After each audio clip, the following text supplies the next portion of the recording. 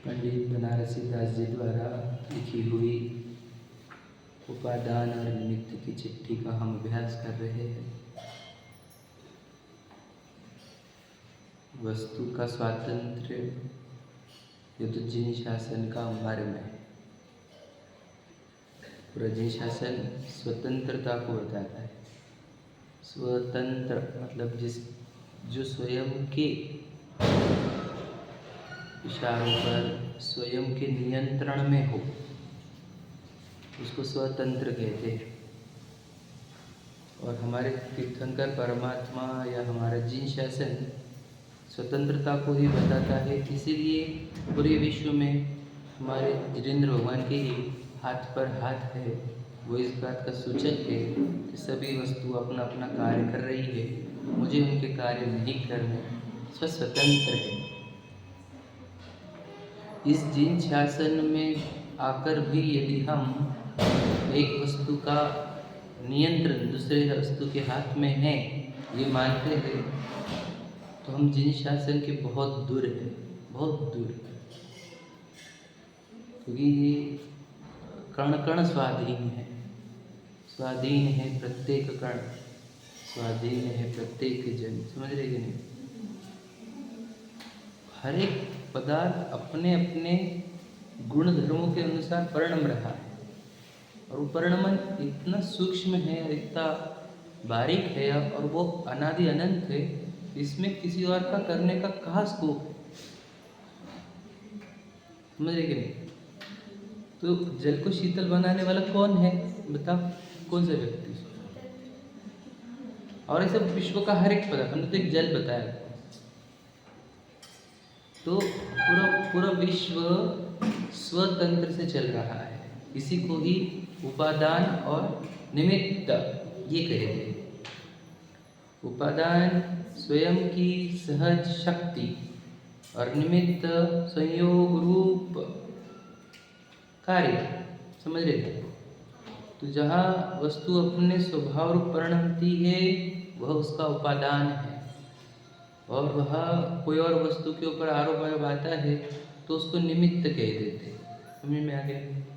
ये दो द्रव्यों के बीच का उपादान निमित्त है, इसको पर्यायर्थिक न्याय वाला निमित्त उपादान कहते हैं। अब हम इस चिट्ठी में द्रव्यार्थिक वाले उपादान निमित्त का वर्णन है। अर्थात एक द्रव्य के दो गुण, उनके अंदर निमित्त उपादान है या नहीं, तो वो कहते हैं वो दो गुण भी स्वतंत्र है। एक वस्तु के दो गुणों से उत्पन्न होने वाले कार्य भी स्वतंत्र है, एक दूसरे का कुछ नहीं करते। ऐसा स्वातंत्र्य और विश्व में कौन बता पाएगा? बताओ। एक वस्तु के अंदर के दो गुण अपने विरुद्ध कार्य करते हैं, बिल्कुल एक दूसरे से मैच नहीं करते। इसलिए वो चौभंगी हुई है कि अशुद्ध निमित्त, अशुद्ध उपादान, अशुद्ध निमित्त, शुद्ध उपादान, शुद्ध निमित्त, अशुद्ध उपादान, शुद्ध निमित्त, शुद्ध उपादान। ऐसे चार कॉम्बिनेशन इसीलिए बने हैं क्योंकि वो दोनों का बीच कोई संबंध नहीं है। अगर दोनों के बीच संबंध होते तो दो ही कॉम्बिनेशन बनते हैं, अशुद्ध निमित्त, अशुद्ध उपादान, अशुद्ध निमित्त, शुद्ध उपादान। समझे कि नहीं?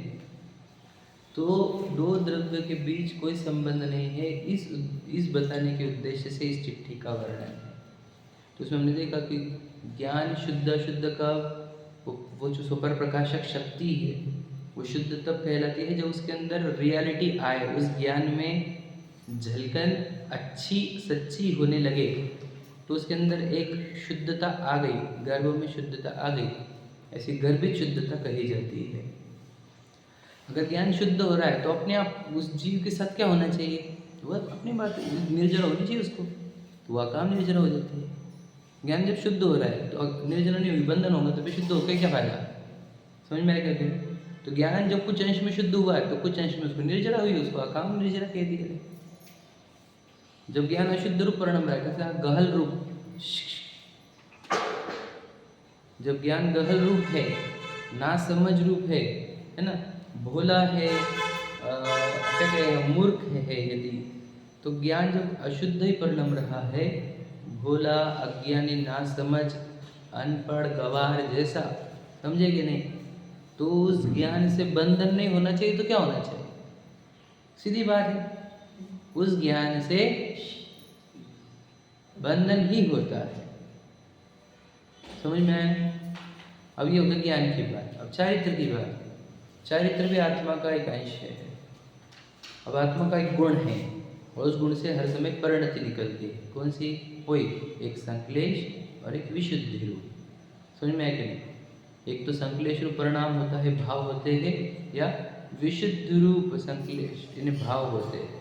संश्लेष रूप या विशुद्ध रूप। तो जब जब परिणामों में संश्लेष हो, समझ रहे, मतलब परिणाम आकुलित है। आकुलित कैसे होते हैं? आकुलता का कारण इच्छा होता है, इच्छा से आकुलता होती है। अब कुछ चाहिए वाली हो, कुछ बदलने वाली हो, समझ रहे, कुछ दूर करने वाली हो, तो ये इच्छा को मोह राग द्वेष बोल देते। अब ये इच्छा जब हो गई तो आत्मा आकुलित हुआ। आकुलित हुआ मतलब उसके परिणाम संश्लेषित हुए, और इस संश्लेष से जब वो आत्मा तड़प रहा है ना, परद्रव्यों के अंदर इन्वॉल्व है, परद्रव्यों के ऊपर रीझ रहा है, आत्मा को तड़पा रहा है, तो उस आत्मा के अंदर क्या होना चाहिए? बंधन होना चाहिए। बंधन होता है, संश्लेष से बंधन होता है। समझ में आ गया? और अगर वो आत्मा समझदारी पकड़े, देशस्थ गुरु के निकट आए, है ना, थोड़ा मैच्योर्ड बने और देशस्थ गुरु के निकट आए, सत्य को समझने का प्रयास करे, तो उसके परिणामों में संश्लेष कम होता है, इच्छाएं घटती है और उसके जीवन में विशुद्धि आती है।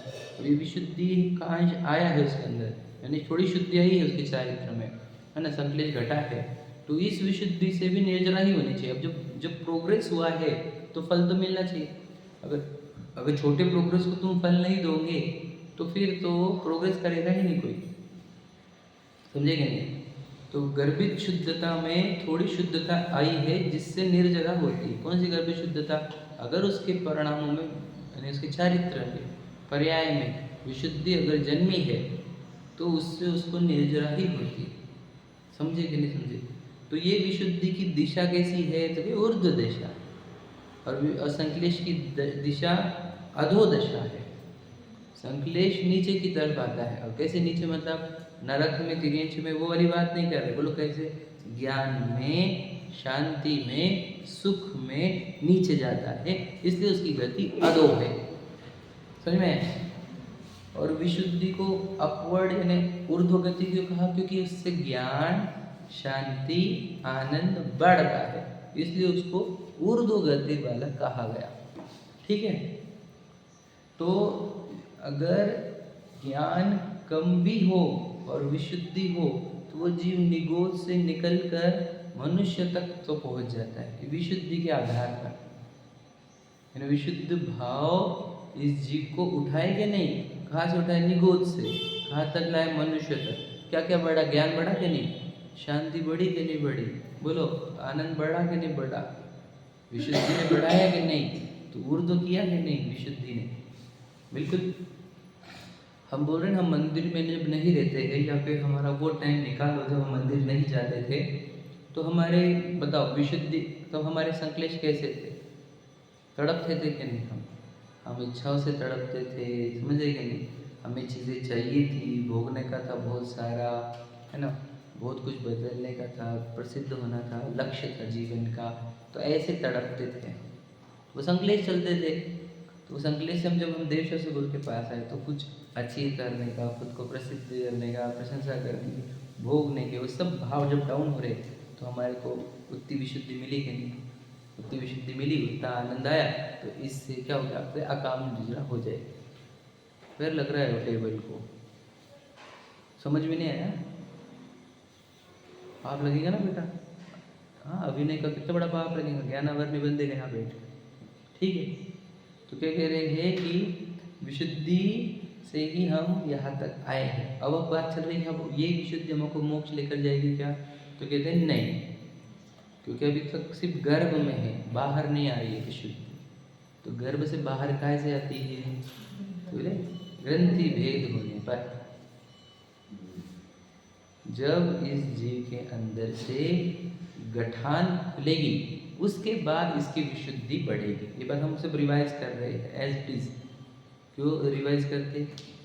जब आप जो करो कंप्लीट करो, अच्छे से करो, समझ रहे हैं? जब बार बार होगा तो ही तभी टूटेगा वो, समझ रहे हैं?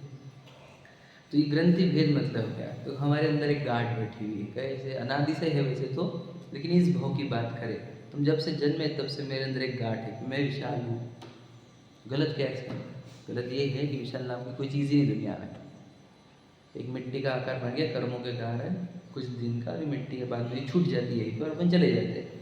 तो विशाल नाम की कोई एंटिटी ही नहीं, पहली बात। और ये जो आकार बना है ये पूर्व कर्म ने रचा है। हम कितना भी चेंज करना चाहे, इसकी स्किन टोन, इसका रूप, उसका रंग, इसकी आवाज़, इसकी है ना, वो बदल नहीं सक रहे हम। तो इसलिए सीधा कर्मों का बना हुआ है, मिट्टी का है।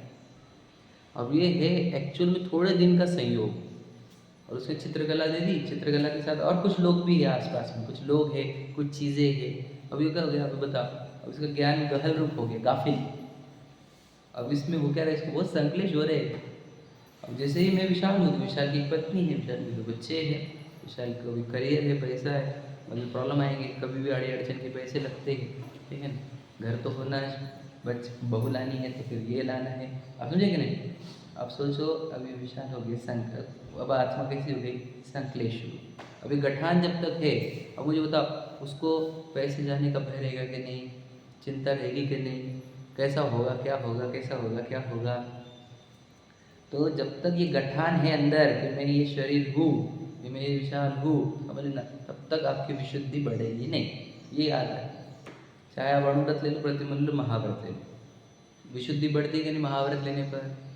प्रश्न है हमारा। महाव्रत लेने से विशुद्धि बढ़ेगी कि नहीं बढ़ेगी? बात इम्पोर्टेंट है, बोलो। रोहित भाई समझे क्या प्रश्न? बोलो आकाश भैया, विशुद्धि बढ़ेगी कि नहीं महाव्रत लेने पर? हाँ, क्यों? लॉजिक भी आपने कैसे बोला, ये सिद्ध कैसे करते? देखो, उसका गुण स्थान नहीं बढ़ा ना, इसका अर्थ ये है कि उसकी विशुद्धि नहीं बढ़ी। समझे क्या? लॉजिक तो है। गुण स्थान बढ़ते कैसे? विशुद्धि से ही बढ़ते। हम कैसे बढ़ते? और उसके गुण स्थान नहीं बढ़ रहे मतलब उसकी विशुद्धि नहीं बढ़ रही, विशुद्धि लॉक है उसकी। हमने कल बताया था, हमारी विशुद्धि लॉक नहीं हो गई नहीं। हाँ, क्यों? हम आ गए संकलेश छोड़कर, हम देश से गुरु के पास आए, अब हम प्रतिदिन स्वाध्याय कर रहे हैं। अब बता, अब विशुद्धि लॉक हो गई हमारी भी, अब इसके ऊपर नहीं बढ़ेगी। कल ही बोल चुके हम, लॉक की हो गई। अब तुम्हारे उल्टा लॉक बोलो, बट बाद में तो डिक्लाइन भी होगी विशुद्धि। ऐसे ही बने रहेंगे तो स्वाध्याय वाले ही नहीं ना।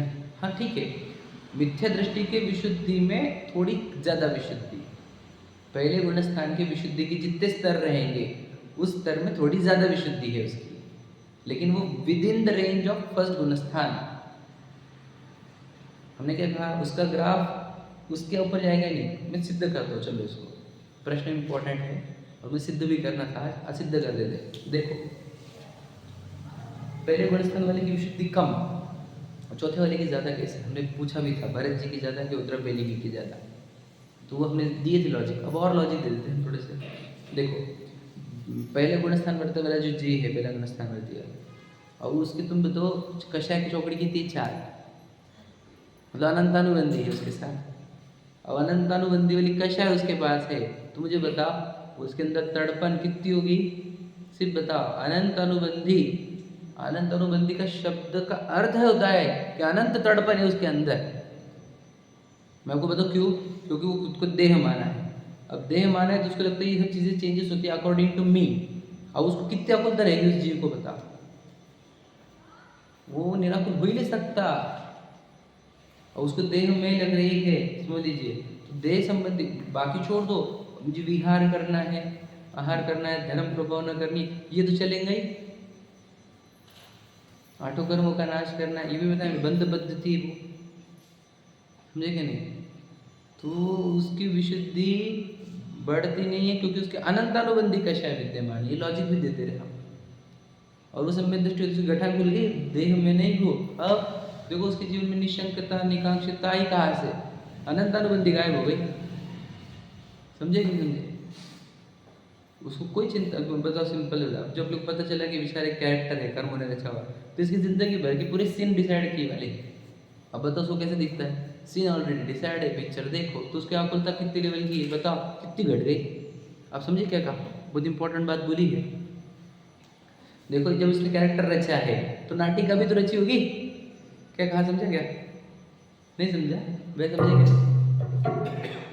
जब विशाल नाम का कैरेक्टर रचा गया है कर्म से, तो विशाल की स्टोरी भी तो लिखी गई होगी, आप समझेंगे नहीं।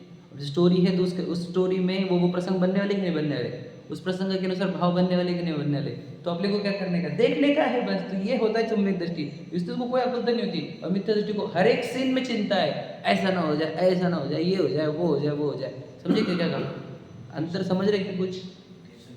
टेंशन हर समय कौन से मोमेंट पर नहीं है उसको, मिथ्या दृष्टि को। मिथ्या दृष्टि इसीलिए तड़पता हुआ संक्लेश वाला जीव है, चतुर्थ गुण स्थानवर्ती से कंपेयर नहीं किया जा सकता। चतुर्थ गुण स्थानवर्ती तो हमने क्या कहा बताओ, समय सार जी ले लो, समय सार जी है ना, सब कहते सम्यक दृष्टि आकाश में उड़ता है, तैरता है विश्व के ऊपर,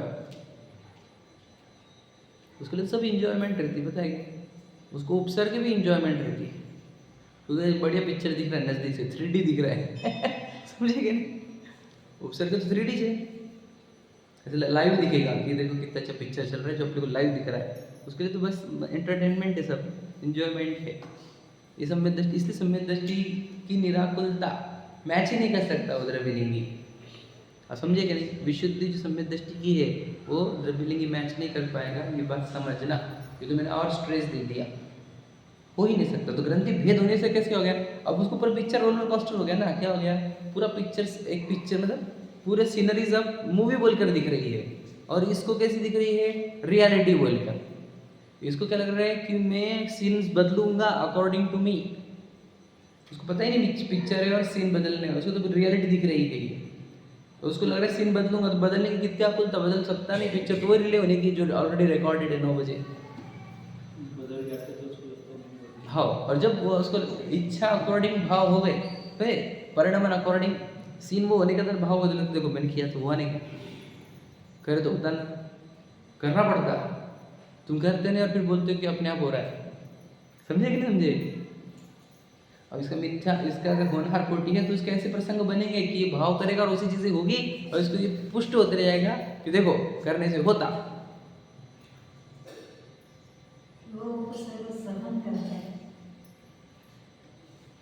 उपसर्ग सहन करता है, और ये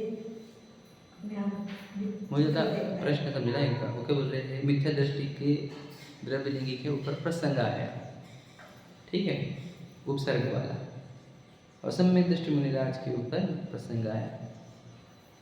अब सहन कौन कर रहा है ये बताओ,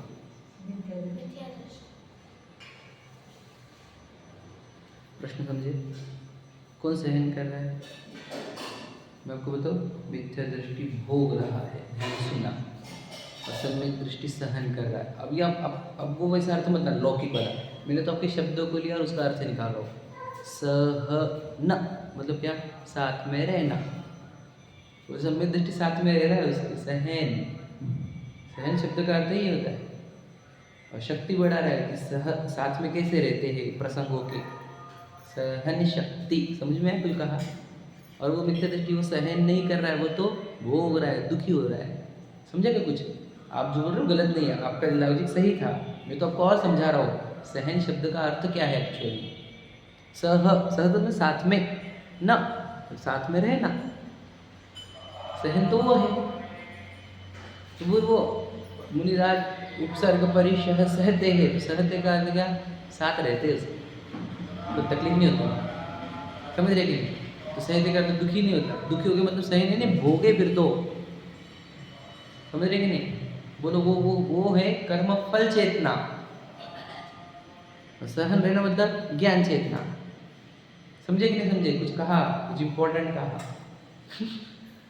तो ज्ञानी के जीवन में ज्ञान चेतना चलती है, मिथ्या दृष्टि के जीवन में कर्म फल चेतना चलती है मुख्यतः से। तो द्रव्यलिंगी के इसमें विशुद्धि क्यों नहीं बढ़ रही, क्योंकि कर्म फल चेतना में है वो, और इसकी विशुद्धि क्यों बढ़ गई, क्योंकि ज्ञान चेतना में है, इसको सब कुछ दिख रहा है, बस दिखता जा रहा है, समझ में आया ये बात है। तो इसलिए विशुद्धि कभी मैच नहीं करेगी सम्यक दृष्टि की और मिथ्या दृष्टि की, सम्यक दृष्टि की विशुद्धि और नेक्स्ट लेवल की है। उसने ग्रंथि भेद गठानी खोल दी ना, जो चुभने वाली गठान थी खोल दी।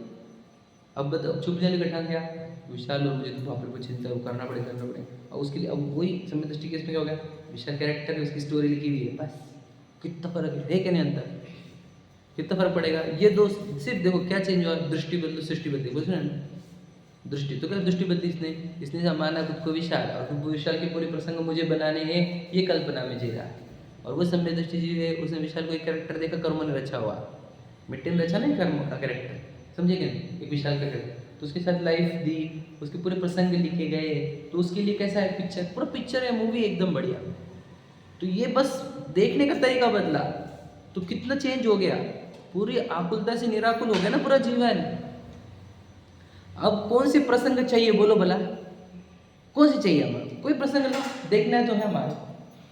अब दरिद्रता के लाओ, अमीरी के लाओ, रोगी के लाओ, निरोगी के लाओ, प्रसंग की रिक्वायरमेंट नहीं। अब बस दृष्टि ना छूट जाए, जो हमारी ज्ञाता वाली दृष्टि है, जो व्यूअर पॉइंट है, वो व्यू पॉइंट बराबर बना रहे हमारा। हम कभी भी ये फील ना कर ले क्या बताओ, तो व्यू पॉइंट मतलब उसको कहते ज्ञान चेतना, ज्ञान चेतना से देखते रहो, अरे ज्ञान के वज्र टीले से केवल इन्हें निरखता चल, समझ में, तो देखते चलो इसको, तो वो ज्ञानी का विशुद्धि, और अज्ञानी तो उसको भोगता है, चाहे पुण्य के फल आए उसको भोग लेता, और पाप के फल आए तो भोग लेता। भोग लेता मतलब क्या होता, उसको टच नहीं कर पाता, हर्ष विषाद रूप हो जाता है, इज इक्वल टू भोगना। अभी उस गहराई बताई मैंने, अब कितना ग्रहण कर, स्पीड से ग्रहण करो जो बोल रहे, हर्ष विषाद रूप हो जाना इज इक्वल टू भोगना। हर्ष रूप हो गए तुमने भोग लिया कि हाँ, उसको क्या हर्ष क्यों आया, उसको लगा मेरे साथ हुआ, विषाद क्यों हुआ, वही मेरे साथ हुआ, मतलब भोगा है तुमने, हुआ नहीं था आपके साथ, तो आपको तो दिखा था बस, समझे क्या। ज्ञानी मान लिया, हाँ कल्पना है, कल्पना, भोगा तो एक में भी नहीं, कल्पना है ये भोगने की, समझे कि नहीं। ज्ञान से फिर ज्ञानी जनों की ज्ञान चेतना चलती, तो वो कभी भोगते ही नहीं, तो सबके ज्ञाता आनंद रूप रहते हैं, समझ में आए। तो ये होता है चतुर्थ गुण स्थान वर्ती के इतने भोगों के प्रसंग में वो ज्ञान चेतना में, समझ में आए कुछ।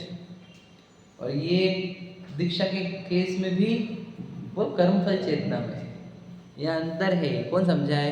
अभी आत्मा के भीतर के काम है, जो आप पढ़ रहे हो उसको समझा पा रहे हैं, आपने पढ़ तो आपको भी समझा नहीं पाते। कोई लड़े हमारे से, लड़ो, हमारा ज्ञान कम है, कैसे बताए तुम, अंदर काम होते सूक्ष्म, तो तुम थोड़ी समझ पाओगे, समझ में गए। ओके ओके हो गया। तो ये है सम्यक दृष्टि की विशुद्धि ज्यादा। अब ध्यान से सुनना, अब कुछ बोलना है, अब जो पढ़ना है हमारे को, लेकिन थोड़ा सा और भूमिका में। तो सम्यक दृष्टि जी हमने बताया गुणस्थान कैसे चढ़ते हैं हम, विशुद्धि से ही, समझे कि नहीं। देखो श्रद्धा और ज्ञान तो सम्यक हो गए चौथे में, अब सम्यक क्या होना है, सिर्फ चारित्र, बराबर है। अब चारित्र सम्यक कैसे होगा, विशुद्धि से, समझे कि नहीं। तो विशुद्धि से बढ़ने से गुणस्थान बढ़ते हैं, समझ में आ गया। चौथे से ऊपर की तो पूरा चारित्र का ही काम है, यानी विशुद्ध होते जाना ही गुणस्थान है, समझे कि नहीं। विशुद्धि की बढ़ना, विशुद्धि की वृद्धि, संक्लेशता की हानि, यही तो गुणस्थान बढ़ना है, और क्या है बोलो। आपको याद होगा मैंने परिभाषा दी थी, ये आपने पढ़ी भी होगी, क्या बोलो, संवर किसे कहते हैं, बोलो संवर किसे कहते हैं, इस परिप्रेक्ष्य में बोलो, जिस परिप्रेक्ष्य बोलो, विशुद्धि की वृद्धि, गलत, आंशिक वृद्धि, गलत, बोलो बोलो, गड़बड़ कर दी, एक गड़बड़, बराबर है, 90% आंसर सेम है, 1% गलत हो गया, 10% गलत हो गया, बोलो। हाँ नहीं नहीं, थोड़ा सा लगेगा, देखो संवर किसको कहते हैं, विशुद्धि की उत्पत्ति, शुद्धि की उत्पत्ति संवर है, और शुद्धि की वृद्धि निर्जरा है। सुने क्या आपने समझ में आएगा, शुद्धि की उत्पत्ति संवर है, और शुद्धि की वृद्धि वह निर्जरा, सुने ना ये बात। तो शुद्धि का अर्थ विशुद्धि, ये विशुद्धि संवर से सम्यक दर्शन होते ही विशुद्धि उत्पन्न होती है। कौन सी, वो जो हम बताए ना सम्यक दृष्टि की, वो ज्ञान चेतना वाला, वो विशुद्धि उत्पन्न हुई संवर से, सम्यक दृष्टि होने से।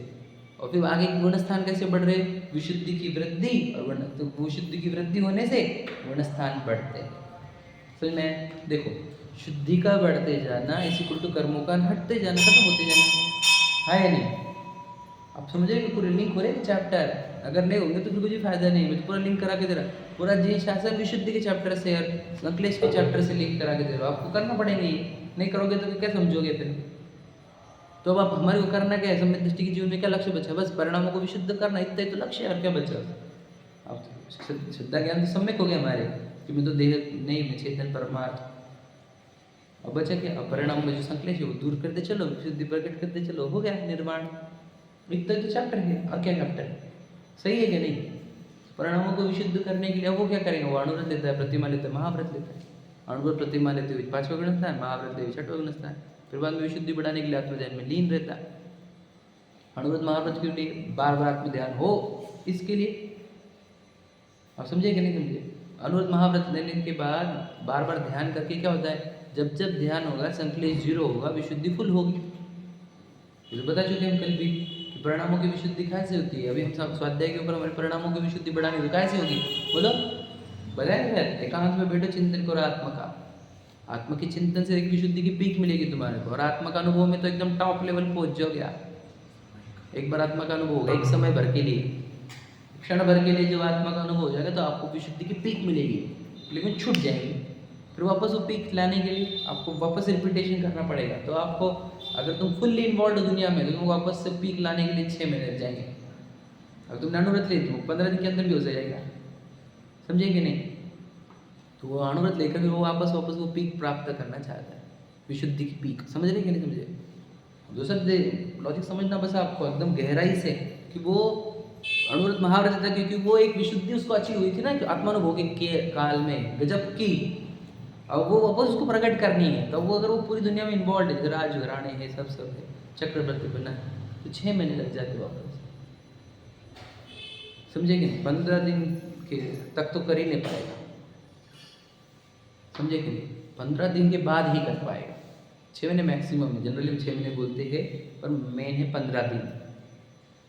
तो वो चाहे 15 दिन तो कौन रुके, वापस करना है। तो मैं इतना इन्वॉल्व रहूँगा तो वापस थोड़ी आत्मानुभव होगा मेरा। तो छोड़ता है कुछ चीज़ों को, उसका वो छोड़ना, वो क्या हो गया? उसके अंदर अणुव्रत है, थोड़ा अणु जितना भी छोड़े तो उसके अंदर अणुव्रत आने से उसको अधिक समय मिला। फिर अब उसका अंतर मुहूर्त के बाद उसका आत्मानुभव हो सकता है, उसको एक अंतर मुहूर्त के बाद। समझ में आया कि नहीं?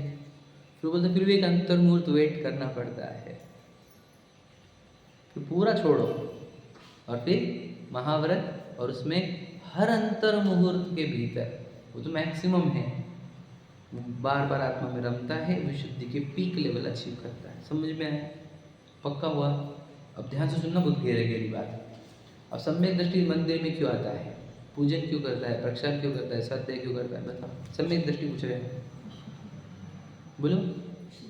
विशुद्धि के बढ़ाने के लिए। अब समझ में आया कि नहीं? हम काहे के लिए आए, ये पूछो आप। अब नहीं देखो, जल्दी नहीं बोलना, विशुद्धि की उत्पत्ति के लिए। सच में ध्यान सुनना। विशुद्धि की उत्पत्ति उद्देश्य है हमारा। विशुद्धि से काम ही कब पड़ा? वो चैप्टर चल रहा है इसलिए।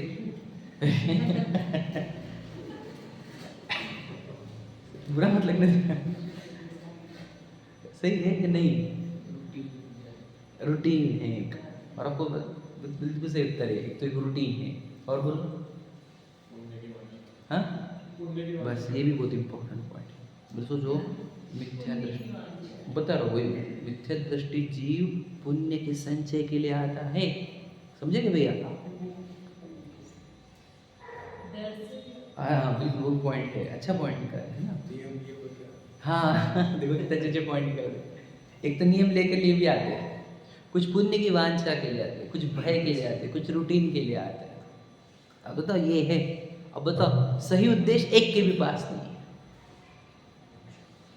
यही तो होता है कि सम्यक दृष्टि का वही दर्शन जो आप दर्शन कर रहे हो, सम्यक दृष्टि की वही पूजन जो आपकी पूजन है, सम्यक दृष्टि का वही व्रत समझे कि जो आपका व्रत है। कितना जमीन आसमान के अंदर, क्यों? क्योंकि उद्देश्य अलग है, बस जमीन आसमान। अब मैं बताऊँ कितने लोगों ने, जिन्होंने नियम ले लिए हैं, जिन्होंने रूटीन बनाए हैं, जो भय से या लालच से आए हैं, वो लोग मंदिर में आकर मंदिर में पूजन या दर्शन या स्वाध्याय करते हुए एक दूसरे तक लड़ भी जाते हैं कोई कोई केस में कि यार ऐसे क्यों पूजन कर रहे हैं, तुम ऐसा प्रक्षाल क्यों कर रहे हैं, तुम्हें मतलब सोचो विशुद्धि की पूरी बैंड बजने दो चलेगा, लेकिन हमारे को कंप्लीट करने दो वो प्रोसीजर।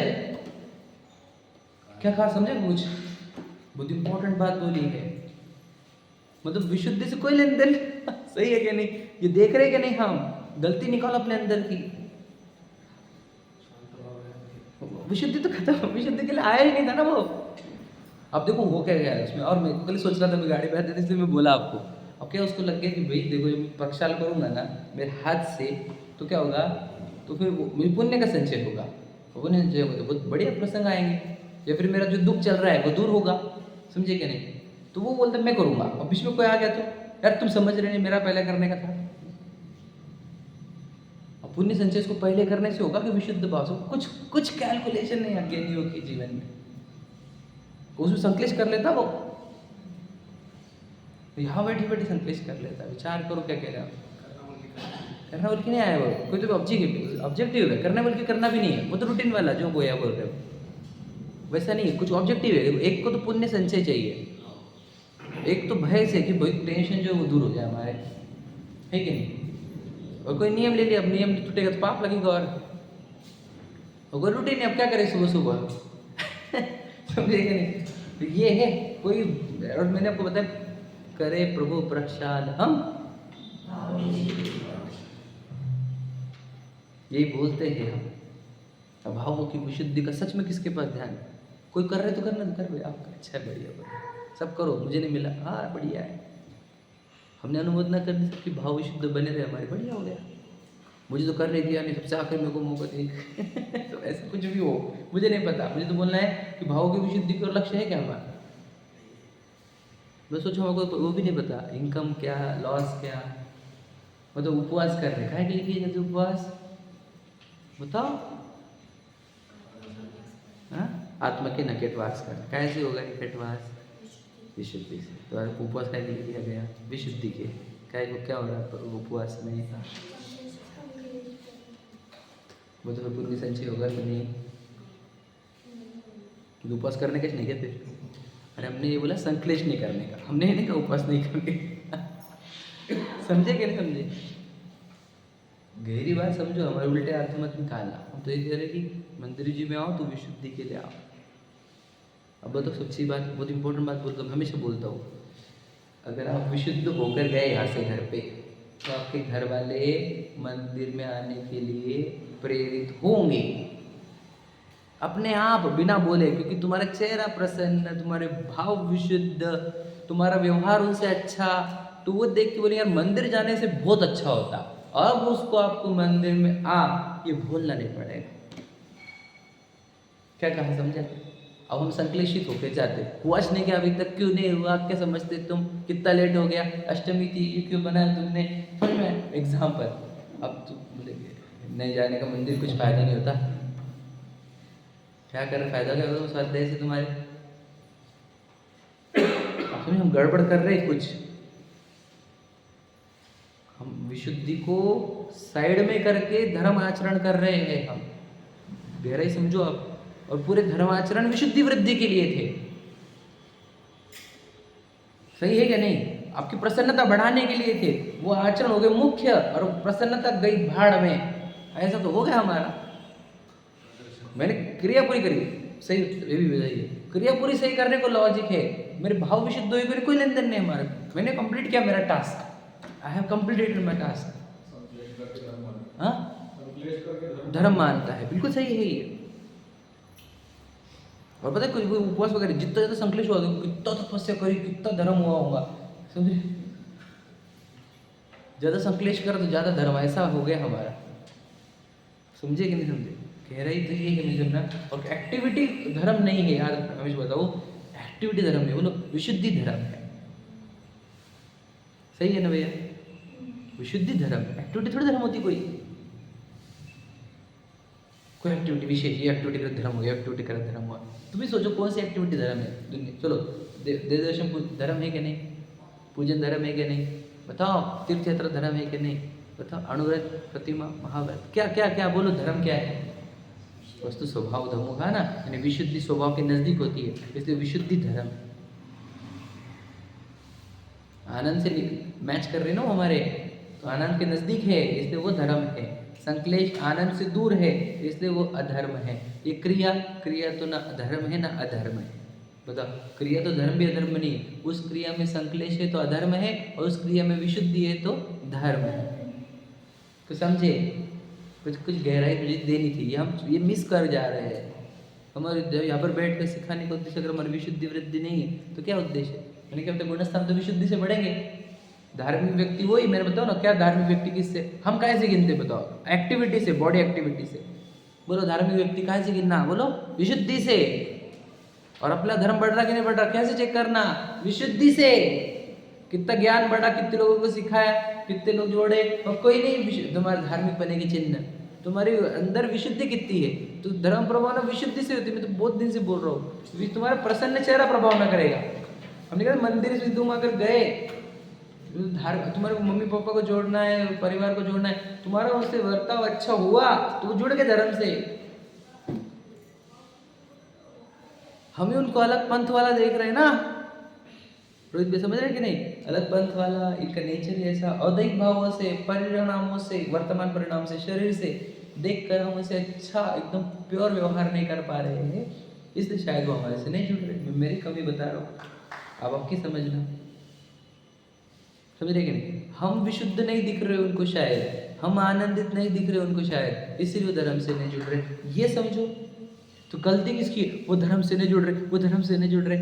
बोलो मेरे भावों में उनके प्रति सही व्यवहार आया नहीं है आज तक, इसलिए शायद वो नहीं जुड़ रहे। अपनी गलती खोजो ना, दूसरे को क्यों बोले? उनको मेरे जीवन में अगर विशुद्धता दिखी, प्रसन्नता दिखी, तो क्या करेंगे वो? They will follow. ऐसा होना चाहिए। पर एक आधी केस में ना हो तो अलग बात है। अब बोलोगे वो केस मेरी है, ऐसा नहीं है। जनरली ऐसा होना चाहिए। और बच्चे की हमें बच्चे जुड़ेंगे कैसे? तो इसी तरीके से जो मैं बता रहा हूँ, आप प्रसन्न दिखने चाहिए। बस आपका जीवन उनको प्रसन्न दिखा, निश्चिंत दिखा, निर्भर दिखा, तो आपको बोलना नहीं पड़ेगा धर्म करो। तो समझ जाएंगे कि अब पापा हमारे कुछ नहीं था लेकिन बहुत बढ़िया जीते थे, आनंद से रहते थे, एकदम शांत निराग, कोई चिंता नहीं, कोई भय नहीं। बस तुम कर लोगे बड़ा काम।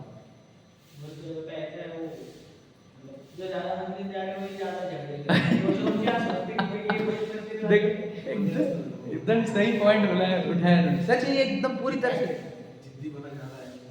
एकदम सच है। अब मैं बताऊँ, हाँ गुस्सा बहुत है। अब तो फिर वो प्रतिमा ले लेते, हे क्यों कर होगा, चुने तो नहीं छत आगे से नहीं खाऊंगे मैं। और इससे बहुत धर्म बदनाम हुआ है हमारा जैन धर्म, सच बता रहा हूँ मैं। इसकी वजह से बहुत बदनाम हुआ है। बहुत जो टूटे जो है ना हमारे से, सुमित जी का भी वीडियो आया था, एक शॉर्ट वीडियो, कि तुम बोलने लगे मंदिर में ये नहीं चलेंगे, ये लोग नहीं आ सकते, इन्होंने ये काम किया वाला है, इनके गवर्नर ने ये काम किया वाला है। कितने लोग तोड़े तुमने, पीढ़ियां टूट गई उनकी, वो अजैन हो गए, तुम्हारी गलतियों से टूटे हुए। तुमने इतना उनको बॉयकॉट किया, चिड़चिड़ कर गई, तुम्हारे घर पे ये हुआ है, तुम्हारे घर पे वो है, तुम नहीं ये कर सकते, तुम वो नहीं कर सकते। समझा क्या कुछ? और धर्म माना है इसमें, और ज्यादा चिड़चिड़ करके ज्यादा धार्मिक माना खुद को। वो भी चैप्टर खुल जाना चाहिए। अब भैया के सामने खुल गया, उन्होंने भी पॉइंट दिया है, समझे कि नहीं? तो ज्यादा धर्म करने वाले ज्यादा चिड़चिड़ कर रहे। तो धर्म कौन सा धर्म है? कल ही पूछ रहे थे मुझे प्रीतम भैया, बात हुई, बोला चिड़चिड़ हो रही तो धर्म थोड़ी हो रहा कुछ। कहाँ धर्म हो रहा? किसको धर्म? दिखावटी बनावटी प्रदर्शन वाला धर्म है वो, आत्मदर्शन वाला धर्म नहीं है। आत्मदर्शन विशुद्धि आएगी, सब जी भगवान दिखते, सबके परिणाम योग्य दिखते, खाए की चिड़चिड़। और ये क्यों? कई बार कैसा होता है कि अभिप्राय ये होता है कि इतने समय से वो भी सोचते हैं, सभी सोचते हैं, सुन रहे हैं, तो इतनी तो बुद्धि डेवलप होना चाहिए कि क्या करना सही है क्या नहीं। हर बार कोई दूसरा ही बताएगा और वो सही है गलत है ये। तो बताओ क्यों गलत है? समय अगर उसके परिणाम एक बता, ये बोल रहे ना मुझे तो, हम कितने बार समोशरण में हुए, क्यों नहीं समझा हमारा धर्म? तुमको इससे अच्छा वक्ता कौन मिला था? सबकी योग्यता है, सबकी योग्यता बराबर जी रहा है। उसको भी जाना है नजदीक, लेट जाना है उसको। और दोषी हो गया, फिर हम दोषी नहीं थे, हम उनको दंड पे उतर जाते हैं, द्वेष, हम भी द्वेष के पात्र हो जाएंगे। अभी भी हमने अभी भी छोड़ देना चाहिए था घरदार परिवार, छोड़ रहे हैं हम, इतना सुनकर भी हम नहीं छोड़ रहे। हम तो घर में चुके ना, पत्नी बच्चों के साथ ही थे ना, तो हमारे अंदर कितने दोष है अभी भी, सुनकर भी हमारे को वैराग्य नहीं आ रहा। हम भी तो दोषी थे एक एंगल से। ब्रह्मचारी भाई बहन, माता पिता, महाराज जी माता जी, वो हमारे को देख के ही बोलते हैं इसको इतना पढ़कर भी समझ कर रहा। आप समझे, हमारी अपेक्षा है, उसका द्रव्य का तो वैसे ही परिणाम होना था, एकदम योग्य परफेक्ट, एक कण गलत परिणाम नहीं रहा वो द्रव्य। तुम द्रव्य को देखो, उसके गुण को देखो, उसकी चारित्र गुण की पर्याय देखो, वो हम व्यक्ति देख लेते। अभिप्राय सही होता है पर वचन पकड़े जाते हैं अभिप्राय। ठीक है, फिर हमारे को फिर उतना विवेक रखना होगा कि जब हमारे अच्छे अभिप्राय है तो हमारे शब्द भी अच्छे होंगे। विवेक उसी को बोलते हैं, जब आपके अभिप्राय अच्छे हैं तो शब्द भी अच्छे रखो। आपको बताओ, समझदार व्यक्ति तो और होता है कि अभिप्राय गलत हो जाए, शब्द गलत ना निकले, क्योंकि शब्द सामने वाला तो शब्द ग्रहण करेगा, अभिप्राय भी ग्रहण करेगा। मेरा अभिप्राय ग्रहण करने के लिए उतना मैच्योर्ड व्यक्ति चाहिए। सामने वाला सिर्फ शब्द ग्रहण करने की योग्यता वाला हो तो हमारे को ध्यान पूरा शब्दों की ओर देखना पड़ेगा। आप समझे क्या कहता? शब्द क्या कहते, उसकी लाइन है, शब्द के हाथ ना पाओ, एक शब्द दवा करे, एक दूसरा करे घाव, ऐसी लाइन है कि नहीं? शब्द के गंभीर भाव है, समझे? एक शब्द के हाथ न पाओ, एक शब्द औषधि करे, दूसरा करे घाव। मैं तो वो बोलता, हमारे शब्द ऐसे निकले कैसे कि किसी का घाव हो गया। सोचो, घाव किधर हुआ? किधर घाव हुआ? सामने वाले के मन में, बाद में, इधर संक्लेशता से इधर घाव हो गया कि नहीं हो गया?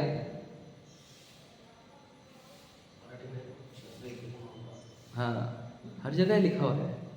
क्या कहा? इधर तो घात हो गया कि नहीं, घाव हो गया कि नहीं? इधर तो घाव हो गया, उधर वाला तो घाव अलग, वो तो व्यवहार निश्चित, घाव इधर हो गया।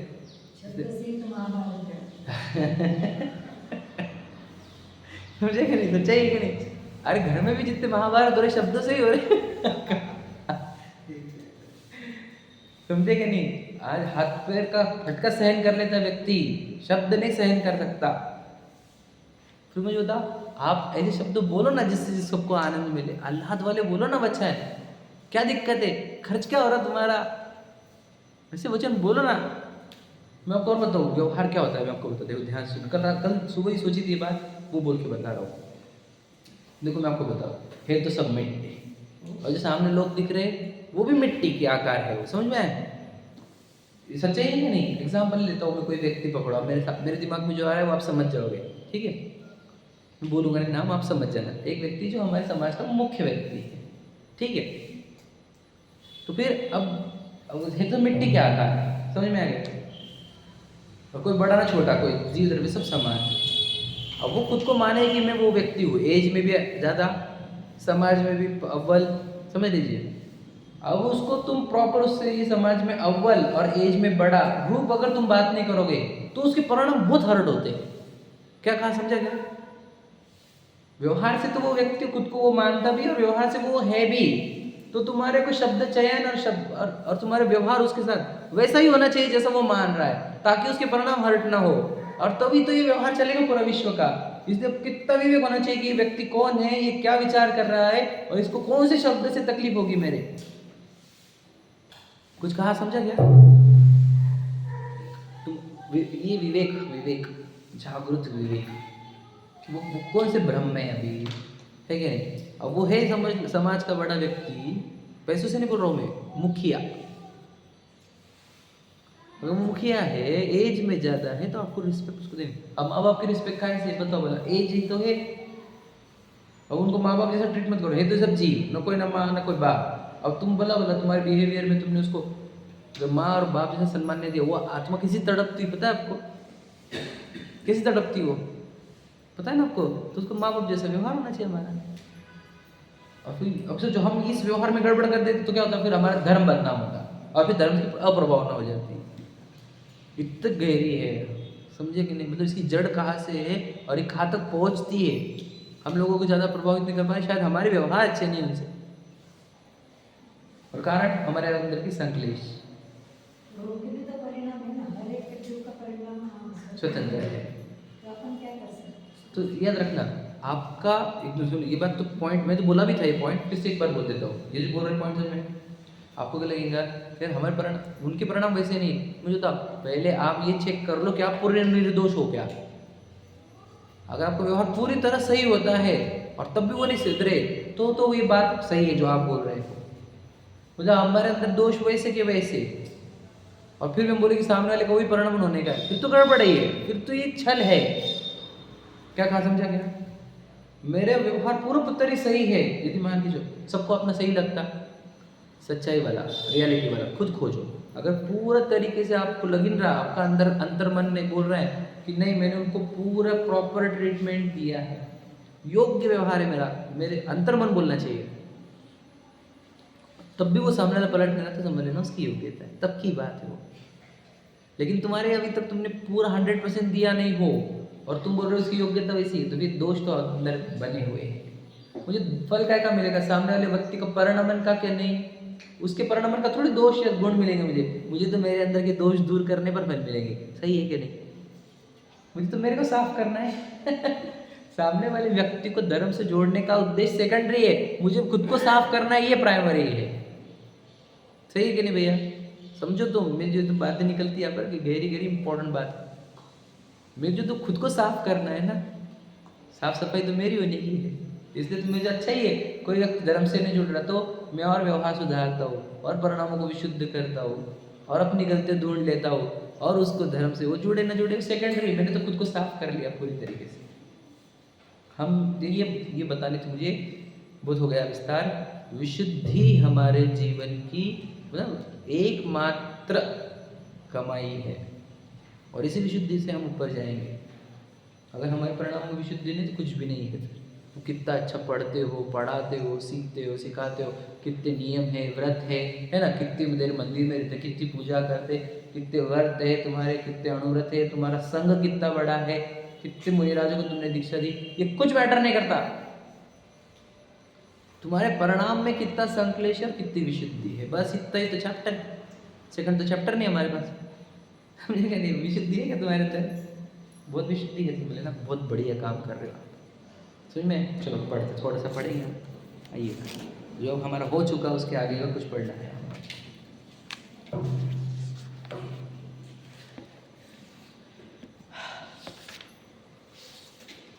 अंतिम पेज आ गए हैं हम, है ना। जो सुन, हम 359 पर दूसरा पैराग्राफ चालू कर रहे हैं। और सुन, जहाँ मोक्ष मार्ग साधा वहाँ कहा कि सम्यक दर्शन ज्ञान चरित्राणि मोक्ष मार्ग। मतलब बोलो 3 गुणों के परिणमन जब सम्यक रूप हुए तब उसको कहा सब विशुद्ध नहीं, तब उसको मोक्ष मार्ग कहा। समझ में? मतलब 3 गुणों के परिणमन चाहिए कैसे हमारे को, सम्यक रूप, तब तो उसको यानी श्रद्धा भी सम्यक, श्रद्धा तो हमने चैप्टर में लिया ही नहीं है, सॉरी, ज्ञान और चारित्र 2 ही शब्द लिए हुए हैं, 2 ही गुणों को लिया। तो ऐसा भी कहा कि ज्ञान क्रियाभ्याम मोक्ष। देखो ज्ञान क्रियाभ्याम मोक्ष करता क्या पकड़ रहे, बोलो बोला, ज्ञान और चारित्र। क्रिया मतलब चारित्र, नीचे भी है क्रिया का अर्थ चारित्र। और सम्यक दर्शन ज्ञान चरित्र में भी देखो ज्ञान और चारित्र जो है वो चैप्टर है हमारा। और श्रद्धा को उन्होंने वो जो गठान खुली ग्रंथि भेद में श्रद्धा को लिया था और चैप्टर किसका चला पूरा, ज्ञान और चारित्र का। समझ में आया कि नहीं? तो ज्ञान और चारित्र जो कल अपने डॉक्यूमेंट्री बने थे इसलिए उसमें पॉडकास्ट में भी देखो, उसमें भी लिखा था ज्ञान और चारित्र ही मोक्ष मार्ग। ये बेटा क्या कर रहे हो तुम, खराब क्यों कर रहे हो बेटा? मंदिर जी की चीज़ें खराब नहीं करना है ना, पीछे पोंछ लो हाथ से। हाँ, तो ज्ञान और चारित्र समझ में आया कि नहीं? यही देखो, ज्ञान सही हो गया और चारित्र विशुद्ध हो गया मोक्ष। क्या अलग मोक्ष है क्या? सिर्फ मोक्ष का क्या मार्ग है? ज्ञान हमारा सही जानने लगे और हमारे भाव निर्मल होते चले, यही तो मोक्ष है ना। और क्या है? और मैं आया क्या के लिए था यहाँ पर?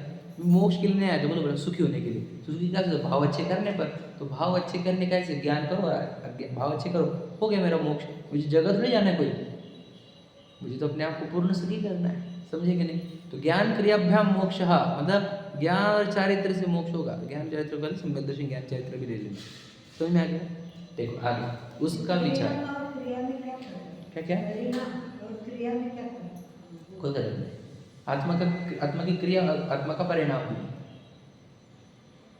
यहाँ पर क्रिया, जो यहाँ पर क्रिया वर्ड यूज हुई वाली है, उसका अर्थ है चारित्र गुण का पर्याय, और चारित्र गुण की पर्याय को हम भाव भी कहते हैं, परिणाम भी कहते हैं।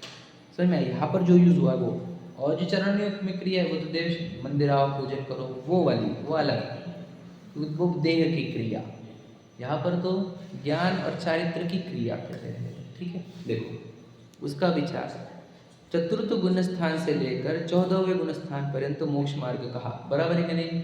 मोक्ष मार्ग कहाँ से बोला? चौथे गुण स्थान से 14 गुण स्थान तक पूरा मोक्ष मार्ग का।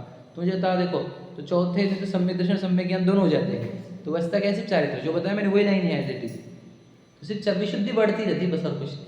चौथे से 14 में होता क्या? विशुद्धि बढ़ती जाएगी, बस शुद्धि होती जाएंगे, संकेत घटते जाएंगे, उसी का नाम तो वो आगे के गुण स्थान है।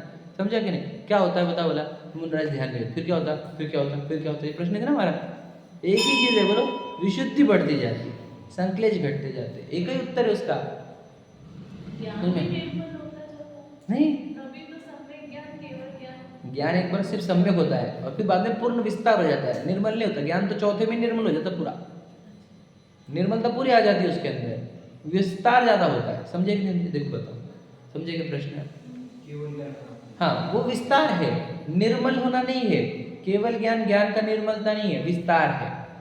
निर्मल तो चौथे में ही हो गया वो। समझे? सम्यक साथे ज्ञान होए, लाइन तो यही है ना। तो इसका अर्थ क्या? ज्ञान निर्मल तो चौथे में हो गया, उसका पूर्ण विकास हो गया। विकास का नाम है केवल ज्ञान, शुद्धि का नाम केवल ज्ञान नहीं। समझे ना? एक लॉजिक ये भी है जो मैं बता रहा हूँ, एक अपेक्षा। समझ में? देखो उसका विचार, ये प्रश्न था, मतलब इनका प्रश्न ये था कि ज्ञान भी तो शुद्ध होते जाएगा। सही है? सही है, ज्ञान शुद्ध नहीं हो रहा वहाँ पर, सिर्फ चारित्र, बस एक ही चीज शुद्ध हो रही है। श्रद्धा ज्ञान तो शुद्ध मान लिया हमने उसके, सिर्फ चारित्र की शुद्धि बची। अब तुम पढ़ो ना और दूसरे ग्रंथों में कि चारित्र, सम्यक चारित्र बचा है। चारित्र की प्राप्ति के लिए ही उन्होंने महाव्रत ली, यही बोले जाते हैं। चारित्र ज्ञान को शुद्ध करने के लिए नहीं निकले, अब वो ज्ञान शुद्ध हो चुका। तो जो ज्ञान शुद्ध होने पर तो चारित्र को शुद्ध करने की भावना क्रिएट हुई। देखो चलो, चतुर्थ गुण स्थान से वो क्या है उसका विवरण, सम्यक रूप ज्ञान धारा, विशुद्ध रूप चारित्र धारा। देखो लाइन क्या वर्ड इसकी उन्होंने, सम्यक रूप, केवल ज्ञान रूप नहीं कहा उन्होंने। ज्ञान सम्यक रूप हो गया तो ज्ञान की धारा कैसे चल रही? सही देख रही, देखो पराया देख रही है, संयोग देख रही, मिट्टी देख रही, ये सब संयोग, ये पिक्चर है मेरे सामने मिट्टी के होते हुए, ऐसा दिखता है उसको हर समय। उसकी ज्ञान धारा चलती है, मतलब क्या? पूरी सीनरी दिखती रहती है, मूवी दिखती रहती है, बड़े देखते रहता हूँ, उसकी ज्ञान धारा हो गई। समझ में? सम्यक ज्ञान धारा, सब मतलब कि मूवी तमाशगिरी जैसा देखते रहता पिक्चर को, सीनरी चल रही बढ़िया, देखते रहो।